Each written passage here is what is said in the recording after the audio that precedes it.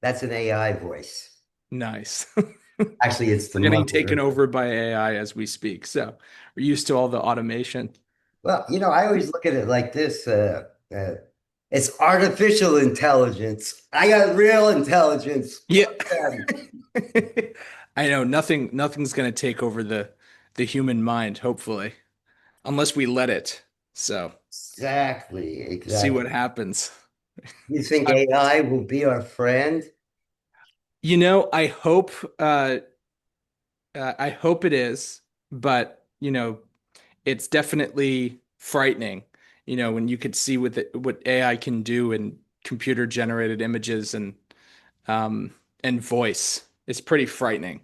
Um, but at the same time, you can still, sort of tell. I think it's just going to be up to people to decide, do I want to watch something that is based off of a human experience, or do I want to watch something that is just completely made up in a computer?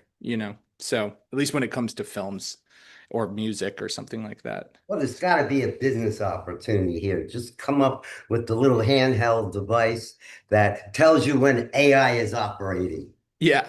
Which Yeah, will be useless because AI will be operating everywhere. for sure. Yeah, no, it's definitely a strange time. But at the end of the day, though, um, I think people will be able to tell if something was made by a robot or a human, hopefully. Some people can't tell that, even if it's for real. I mean, I think they ought to just get Bill Gates and let him run it because he Seriously. knows how to make it work, even when he tells you what to do half the time or Yeah, answer certain obvious questions that you shouldn't get at that price point anyway. right. Yeah, no, it's definitely a strange time. So, and where in Brooklyn are you?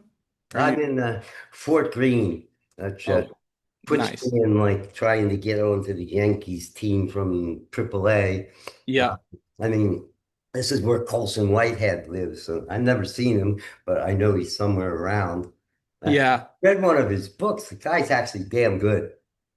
Yeah. The one, Sorry, uh, can you hear me? There was like a slight disconnect on my end. well, the AI took Oh, care of yeah. Okay. Should be that. good now. Yeah, so uh, we are in Fort Greene where Walt Whitman once lived. Oh, okay. Wow, I didn't know that. Yeah, he got fired from his job at the Brooklyn Eagle, which still publishes, Oh, and he was on the wrong side of the slavery issue, yeah. which we think it's the right side, right? Yeah, yeah. So Jeez. he got fired. So he rented a plot of land here, or he bought a plot of land, and he sold used books. Oh, wow. I still use books, but I used to go out every Saturday or every other Saturday. Then I What books are you generally had interested hardbound books because paperbacks are like committing suicide every time you touch them. in? They're not books. I mean, what's inside is what's in a book, I believe, but Are you you know, into poetry? only my Or own. yeah, fair enough. No, I mean, look at it this way. Rap, hip hop, all that stuff, really not music. But consider the fact that they generated billions of dollars from something that is poetry. And Wait, in a way, that's almost you don't think miraculous, isn't it? wait, you don't think rap or hip hop is music? I think it's poetry. Interesting. Hmm. They had no respect for melody, or the glass bead game of putting musical shit together. It's, Yeah, I don't know. I'm not, a novice or a expert in it, but yeah, I mean, I don't know. I think it's music. I think it's awesome. do you But play music? I sort of dabble in piano every now and then, but I can't read music, unfortunately. So I just like memorize different songs. But Yeah. um, Well, I play the harmonica, so it's easier. It's not as big as a piano to try to randomly figure out where everything is. It's up and oh, down, and you know, yeah, then it's harmonica. really Wow. neat. I just saw that film finally, A Complete Unknown, the Ah, Bob Dylan film, and yeah, yeah. really wonderful to see um, all that harmonica playing by Timothy Chalamet. It's really beautiful. I haven't seen it yet. I hope to. I see films that are under the radar. In fact, Yep. I'm writing a book called Under the Radar, and we're determining what year we'll start. But I was thinking about 2000 is like originally it's 500 good indie films you'll probably never get to see. Right. Right. And the quality is very high. I see a lot of films. I got a 46 film screener link backlog, and I'm still trying to get more. You hope they'll be good by the time you get to them. Well, I Um, really, really appreciate you watching our film. I your really film, let's talk about your film since we have spent 8 minutes and 30 seconds jibble jabbing. we can jibble jabble all you want. No, no. I'll tell you, I didn't start playing music and I took my old girlfriend's harmonica off the shelf and it turned out it was a C harp, but I didn't know anything about that stuff at the time. And I would jam with things and I had no idea what I'm doing. But C really works with James Brown, man. Playing C harmonica with fucking James Brown is awesome. Even Wow. when I didn't know anything at all of it. But my creativity, though, I was already 52 when it's about 13, 14 years Mhm. now, and my creativity doubled from playing music. I never did Wow. any formal training or anything in except like the bang hand drums, Yep. you Yep. know, which I do play too. But Did it come just naturally, or did you just like wake up one day and you're just like, oh wow, I have this musical instinct that's grown?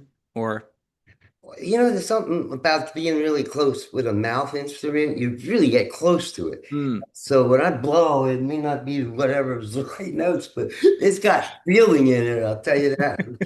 And the endorphins created is another thing. So I don't Hmm. do any exercise anymore, hardly, because I beat up all my legs and shoulders, and Oh. I don't want any replacements.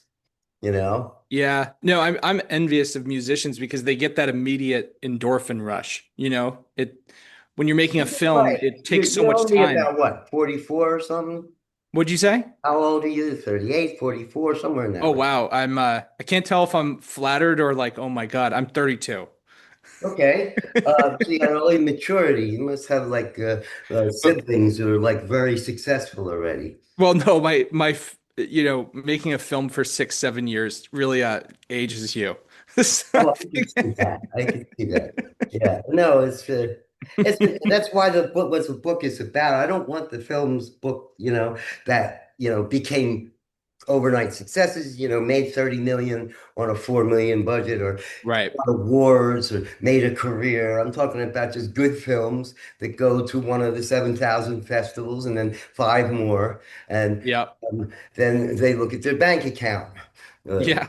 they have to switch banks for sure and hope they'll get a little. Oh yeah. Yeah. You have to It's definitely from New York. You transfer can account. always go to M&T because they're trying hard. You know what I'm saying? They Yeah. want to get up to the point where someone will actually buy them at $1 million. Well, I really admire what you do, and yeah, it's just a wild world now where festivals have so much streamer content now, where so many films made by streamers are there, and so it's really cool to see festivals that still bring in true indies, um, and so yeah, so What do you thanks mean for by what you do. made by streaming by a commissioning, production or distribution conglomerate or something? Yeah, I mean it's I think it used to be that an indie was more of an economic status of a film, a film made for like 20,000, maybe 500,000. Now a Mhm. film is, considered an indie and it's made for like 20 million. And It so could be, yeah, for sure. I mean, if you paid your cast like that you had, I guess they're all like, yeah, that was a question I had for you. How did you do your casting on this film? Because the wow, faces were great. Uh, thank you. Yeah. No, so I actually it sounds kind of cheesy, but like I really saw this film as an existential process because I knew I wanted to make the film. I was living in Brooklyn at the time, and I was on a bus from excuse me, from New York to visit Ithaca, New York, and where I am now. And we stopped in Binghamton, and How I was close is just, that to Ithaca? it's like an hour away, but it's Mhm. like it's a kind of a forgotten place. It's gorgeous architecturally, and but it's fairly empty. And this was in the winter. I was listening to Dusk by Duke Ellington, and Mm. something hit me about the city at night in the cold with this music, and I imagined my good friend Erik Bjarnar, who plays Ralph. He used to drive cab actually, and he has this love of space. And I just imagined him driving around just alone with this kind of old timey jazz music, and which I love, and then him waiting for the first pass to the International Space Station. And something about Binghamton as well. It sort of feels timeless. There's something about it that feels like it's 40, 50 years ago. It's a lot Even bigger than Ithaca, though, is it not? it's I'm not sure about density, but in terms of the city, Population it size. reads, yeah, it reads as a city. Yeah. And so Ithaca reads more of like a town, whereas Binghamton, You grew up in Ithaca? no, No, I'm from right outside of Boston. outside of Boston. Yep, yep. I Right. went to school at Ithaca College. Oh, Um, okay. and So then you're like yeah. what I did. I went to Dickinson College in Carlisle, Pennsylvania. Oh, 40 minutes away was the big city was Harrisburg. there you go. We went there once. We had to get out of Carlisle, Yep. the big city. So we go to Harrisburg, and we were bored in like 3.5 minutes. Uh, Oh we wow. and we're very visual. We could see the feel of it in the bus. So we went to the bigger city, Philadelphia, Yeah. where it took us 8 hours to get bored, and to get wild. But it sounds like the same kind of thing. If you wanted to go to the big town, if you're at Ithaca College, you might go to Binghamton. You might. Yeah, I mean at least in my case it was happenstance.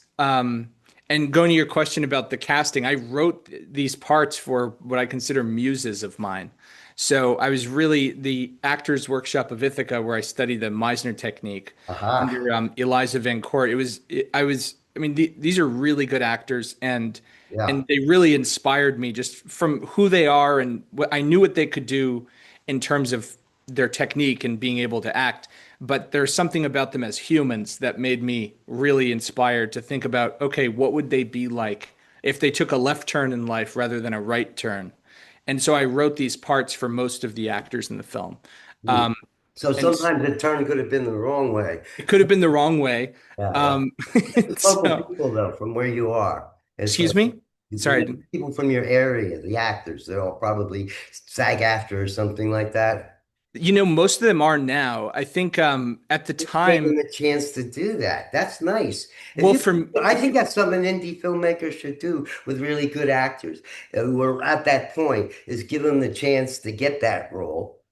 I think so, Oh, and I think that because they also gave me the chance of inspiring.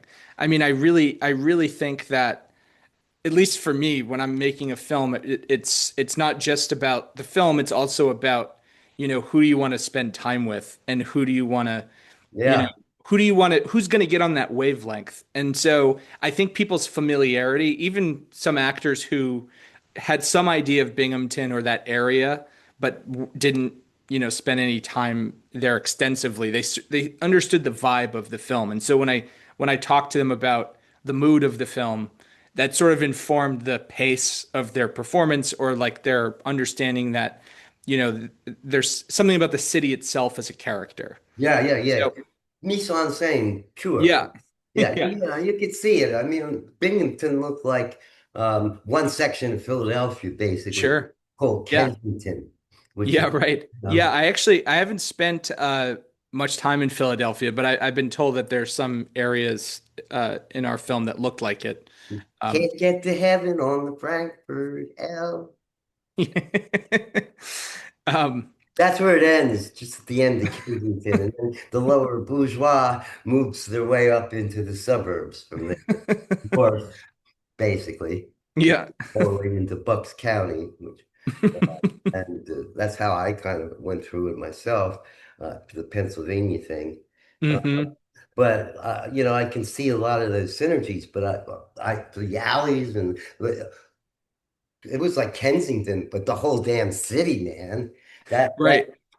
It's a lot. It's yeah. And especially in the winter, it's pretty empty, um, and so that actually made it pretty easy to shoot. In the Binghamton Film Office, actually, our film was a catalyst in establishing that. So, we got to lock down streets and do wow. whatever we really needed. It was an awesome way to make a film. I would definitely love to make a film What there time of the again. year were you shoot? Did you actually shoot in real weather?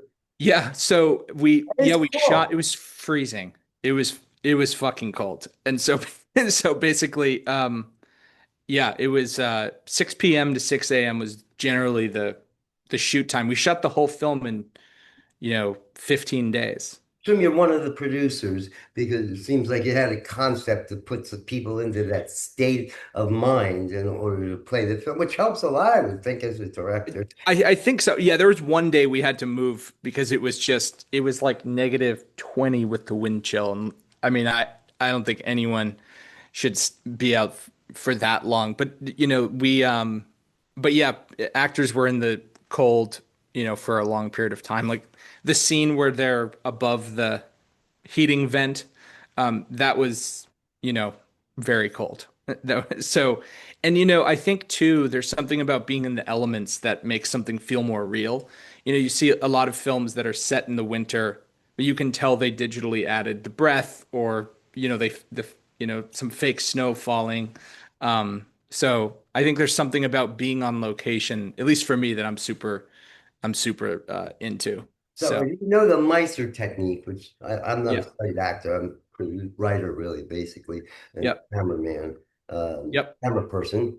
Uh, uh, I don't want to Oh, offend I thought you it. said I'm a person, and I guess you Well, are a person. I try to do that. Um, but that one fellow, like Ralph, I mean, his face is like amazing. You Yeah, know, right. have you even through the whole last 7 minutes of resolving the rest, you keep seeing Ralph. And then you show him in a shot where he actually isn't moving in a car, but he's not hiding anymore. Yeah, no, he's really um one of the most specific actors that you can think of because so much of the script is about gestures. And so, like, if you look at the script, it's like there's not much dialogue. In fact, there's only like 30 pages of dialogue, something like that. And so he would remember gestures because we're working so fast, and so much of what he's doing is, look this way, look that way, because the actors know that I come from an editing background, and so they really loved those little moments, and so he was really into just remembering all these little gestures, and I don't know if you're familiar too much with Bresson, the filmmaker. He did Pickpocket, one of his films, and he's all about gestures, and and for me that was a huge inspiration just to show how a film is really at least for me, like a lot of little gestures that it can be at least. You have a gesture for Darryle who wants to come in. Oh yeah. Should we go like Yeah, we we'll should. admit him. What Yes. gesture would you go with it? Well, thumbs Hey, up. we're gonna do that one. Okay. Full Care Paolo Pasolini, about his work. A bit. He believed about consumerism being the bane of modern world, and a film that I'm actually just interviewed on called about neoliberalism, the invisible doctrine that ran it over at Tribeca. By the way, you ran at Brooklyn, Yep, we did. and you Hey, said hey, you're an Daryl. editor, right? Yes. How's it You going, don't pick everyone? up How's it going? books. Hey, Daryl, you're upside down. Flip Oh yourself, no. Darryl. Hey, Flip nothing the wrong with camera. that. Don't flip yourself. Perfect. There you go. Now you need headroom.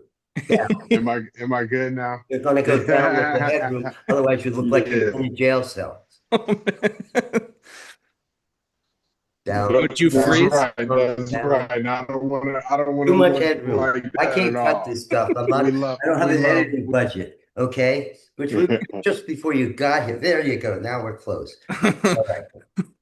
Yeah, Maybe a picture of a we naked girl behind him or something like that. Where's the people? What are we paying for? Still too much headroom with nothing behind. You only got to come down about 4 inches. Can you do that without your computer falling to the floor? Oh, there you are. There. See, now he has almost perfect headroom. Can you hear us, Darryle? Oh, there you are. Oh, Yeah, I can. yeah. Yeah, I I can think hear you yeah, guys talk. There we go. perfect. Now you got the shot. It's a little oblique too. That's cool. All right. Yeah, so we Don't we know played at what the people are Brooklyn. seeing, you know? I mean, there's just, I got the same thing. I'm in this dumpy place, but these stairs, well, looks like a decent background. It's the newest one I discovered. Um, Those stairs have a lot of character. yeah, you're right. Yep. It's a pretty ugly paint job, except the green is the most relaxing color. So, and you have a little green tinge too. So we are pretty relaxed, I would Yeah, say. there's a lot of green going on. I think the green There, in there, your there staircase definitely is is. bouncing off. Well, let's hope you get green It's out. just reverberating throughout the entire That's feed, right. huh? That's Everybody's right. passing around green. So you're co-directors on this. Is that correct? No, Co-directors? What no, positions? Darryle acted in the film. I wrote the part for Darryle. Uh, Aha. and and I mean I do see Darryle as a creative partner beyond just an actor. Yeah. And yeah, no, Darryl's been involved since the get-go when we did our proof of concept and everything. And yeah, so yeah, cut to this interview right after Brooklyn Film Festival and just hanging out right now. That's right. I was What going a to say time. before he came in as an editor, you would see that we're going to in the middle of this tape, which I'm not actually, it's not a tape, but I'm not even going to edit probably for, I don't know, 6 months when I'm going to clean up all the place. I just keep throwing more videos up. You know, Yeah. Yeah. I did previous Right, right. since Well, if you need me to 1996. edit it, just let me know. Well, the data, this film you have, I will if you're interested. There's a 1,300 hours of footage. It Uh, would be such a gift. I mean, masterful, masterful. My friend Daniel Masciari, masterful with the paintbrush of editing. Just right, as your you dad's can from see and Masciari, stationed right? at home. That's Italian? Yes. Yes. Yeah. Where in Italy? Calabria. My dad is from there.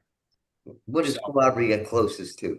it's near. It's like if you know Sicily, it's the closest part of the boot of the Oh, continent. cool. Mm. Interesting. Yeah. Yeah. It's you know, an interesting Say I place. wanted to convert. I'm Jewish. I wanted to convert to Italianism. So instead of being a producer or writer, I could be the director. You know? And I still think that holds up a lot. You know, if it wasn't for Italian film, I'd probably I'd be a lawyer, I think. You know, uh, everybody else did for my college. Uh, but somehow and I'm not from a rich background, so I had to make a really big hit to make up for all these years. But you never know. Understood. You never know. But one of the things I learned interviewing, it's interesting, Rosanna Arquette, which told me a story of meeting Fellini in an elevator at Cannes.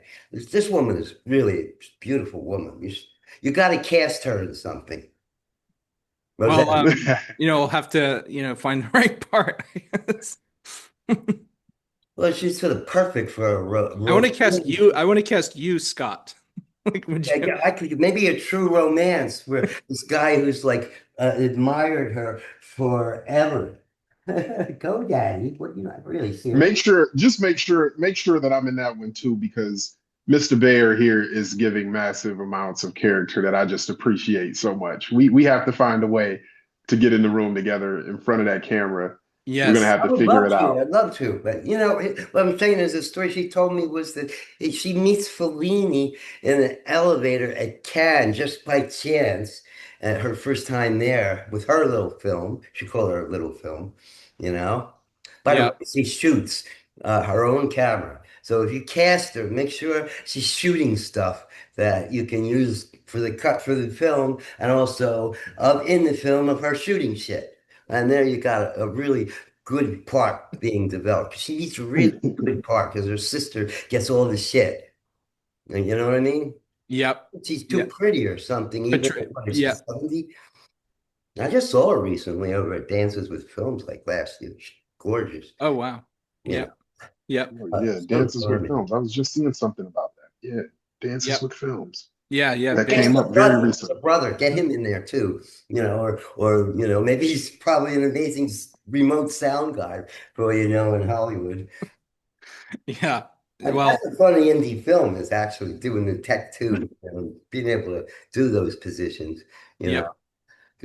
It's a shot for Christ's sake, and that there's that in the background. What the sound's going to be? What the fuck you telling me? You want to do it better? Shoot that way. Yep. That kind of stuff. And I like to see people do that. It's fun, but it's really the best directors are Italian. And she told me he pinched her cheek, and he said to her, "I like your face. I'd like to put you in one of my movies someday." Hey, And she went back to her hotel room and cried. wow. Yeah, I mean, Fellini is definitely a hero of mine, that's for sure. Um, I have a similar story. I don't know if you pinched my face, but I'll tell you about one of my favorite Yeah, go Italian ahead. Go directors ahead. who tapped me on my shoulder and said, "Yeah, I'm writing a part for you, and this film is happening, and I just need you to be ready because it's happening." And I'll never forget, we were on a back patio. It was a beautiful, beautiful starry night in Ithaca, New York. Anyone who knows Ithaca, New York, where we were at, little to no light pollution. I mean, this sky was just beautiful. And we're on the patio of the Actors Workshop of Ithaca. Our good mutual friend and collaborator, Eliza VanCort, we're on our patio. And Daniel is literally, for the first time, opening up and kind of divulging some more about what's going on in his brainchild state of really putting his whole story together and letting me know. And so here I am sitting across from the Italian director telling me, yeah, and I'm going to put you in it. So be ready. And what a ride to go back and to think about that conversation, the magic, the connection, even at that moment. I mean, this is when we're still, correct me if I'm wrong, but we're still in the infancy of this, of what I can only call a movement. This beautiful, beautiful project from the heart that just starts with a conversation. I But liked your the way story, you came across on the screen. I mean, you played big, and you're not a big, broad guy. And Nicholson was able to do that when he became McMurphy in One Flew Over the Cuckoo's Nest, right? right, right, He'd be right. like yeah. 6'5" and a big redheaded, Irishman. But Nicholson played big, and you played big in this. You were like 50 pounds heavier than you are in this shot, the way you played I, that. I what I was, yeah, I think for the sure, puffy, I for will sure. say, I think the puffy coats definitely pumped everyone up. In fact, I definitely, a rule I had was puffy coats all the time. Never Hmm. take the puffy Hmm. coats off. And Hmm. so basically, it was, I wanted everyone to appear to be puffy. And so, Yeah, the pretty woman part, then the kind of pretty woman to me, she was just like she had like the real woman had curves look. None of the other second, you know what I mean? It was just you're seeing a real woman with curves walking, and she's the Right, body's right. like that. yeah. No, it definitely, uh, are you talking about Elaine, the woman in the hotel? Yeah, Eliza. Yeah, she definitely. um, I think like everyone in this film, in my opinion, is a movie star, and it's she's just been an incredible producer on the film as well, and just a real incredible teacher of mine, and she's so good. She's so good as an actor as well. So I mean, truly, truly just a magical touch. She has gifted at, we almost everything she touches, from teaching to. yeah, we were talking before you got in, Darryle, but like the gestures of the film, and like her character was very much about the subtleties in the film, and the small little moments that build. So I believe Pasolini was hired by Fellini as a dialect expert for Nights in Cabrera, I think it is.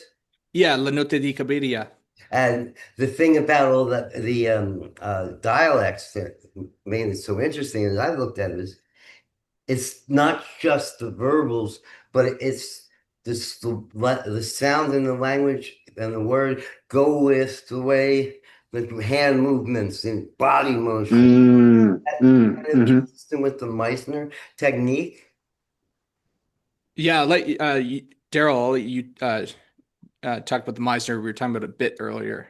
Yeah, absolutely, absolutely. So the Meisner technique, at least one of the most important things I try to, hold near and dear to the heart, and I hope that it bleeds through with what I do, is living truthfully under imaginary circumstances. And it makes you really be present. It forces you to be present on a moment-to-moment basis with your partner and with the environment. And I think it provides you with that freedom of space, and almost a nudge in the direction of entering that space where you do allow those natural human characteristics. I mean, human beings, we're filled with so much nuance. The way we're talking right now, the way in which, on a subconscious level, whether it's the head tilt, whatever's happening with the eyes, whatever your hands feel they may need to do to express what it is they really want to express in this given moment that we only have one of. It's a magical thing. And Meisner teaches us to not just look at that as something that, maybe I should not pay so much mind to it, let it flow. It really teaches you to pay attention. Mm. Teaches you to pay attention to that. And you're paying attention not only to yourself, but you're paying attention to what you see and who's across from you or around you. And it really allows for you spoke about language, the language not only of the voice, but of the body as well, where it's beyond just reading the room. You're reading this other human being, and it could be the slightest of, facial tics, gesture, eyebrow raising. It could be as grand as, the hands needing to get involved and move Yeah, yeah, yeah. around. Um, Yeah, but it's inspired, truthfully, it's inspired by your partner, by reacting and just allowing yourself to be fresh and discover. You have to be open to discovery of the moment. Like, you have to.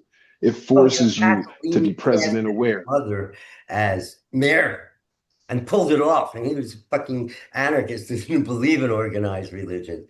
You know, you guys got, once you see Pasolini, it's like when I discovered playing music, it would totally like double your cinematic understanding. He wrote all, Mm. and he was politically, and he was a poet as well, a great one.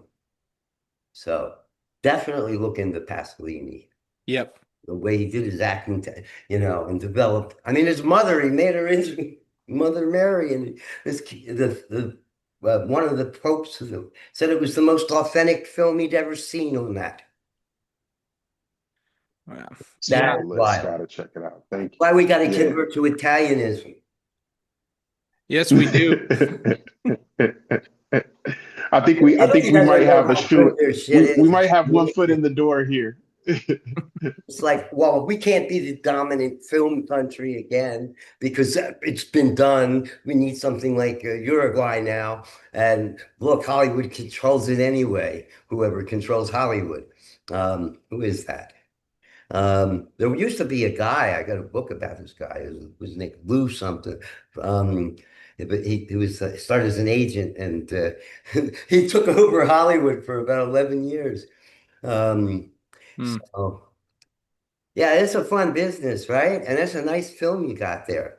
Let me ask one more question to you, Darryle. As an actor, I mean, you saw rushes, right? On the film? I'm sorry. rushes, like, what they were shooting, or did you just play? I showed, well, I showed every now and then when I was editing, I'd, FaceTime Darryle and show him a bit of it. But we were working so fast so that by the time we were done with the shoot, um, it was, I kind of just hermited and didn't really show too much until I had a cut. My question is, though, did Yeah. you know, Darryle, that it was going to be black and white? So I did know that. I did know that. I knew that as we were I think it may have been a week, maybe a few days, you know, going into the shoot, going upstate. I get there, and nothing still could prepare me though for what my eyes saw Wow. on the monitors when I got to take a peek because, okay, anybody can say, hey, the film's going to be in black and white. Okay, we have tons of different blacks and whites once you get into the nuance of, color grading and just the monochrome Yeah. world. But when I saw for the first time, and I'm literally talking chills, like, Daniel pulled me aside. I believe we were at the brass rail at that time, Yeah. for my first part, and he just said, "Hey, you want to take a look at something?" Which, nod to his directorial style. He's so vulnerable, such an open director. Like he really wants you as the actor to have stake, to have, a part in this process, and And I will forever appreciate that. Jackson's cinematography. Jackson Oh my Justice, goodness. who's been involved since the get-go as well. He went on scouts with me before we raised a cent. And yeah, his cinematography and the actors had this incredible symbiotic relationship. And yeah, I mean his ability to create mood with the lens choices and the camera that he used, and obviously the lighting. Well, Um, this movie is called Stationed at Home, which is a cosmic. Stationed at I home. did feel you had an existential film. Would you like to do another interview, perhaps, when you do your theatrical New York opening? Did you do that yet? no, so I think we're running out of time here. It Yes, looks we're like we're down to where I used to be a floor manager. So what I'm saying is, you don't have a deal. I think you should talk to Ira Deutschman first, and then maybe Magnolia.